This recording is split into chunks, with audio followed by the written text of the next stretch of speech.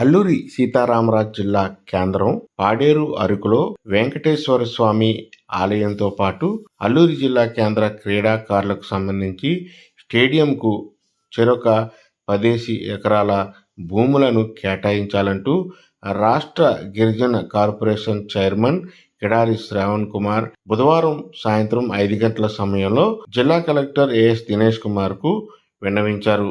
ఈ మేరకు ఆయన మీడియాకి ఈ వివరాలను వెల్లడించారు.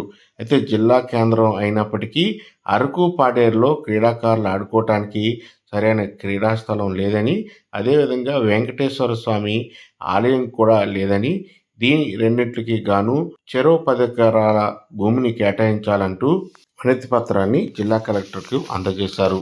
ఇదే విషయంపై తమ అధినేత నారా లోకేష్ దృష్టికి తీసుకువెళ్లామని, అయితే ఆయా ప్రదేశాల్లో స్థల సమీకరణ చేయాలని వారు సూచించినట్లుగా తెలియజేశారు. ఈ విషయంపై జిల్లా కలెక్టర్కు ఈ మేరకు ఈ వినతి పత్రాన్ని అందజేశామని కిడారి శ్రావణ్ కుమార్ తెలియజేశారు.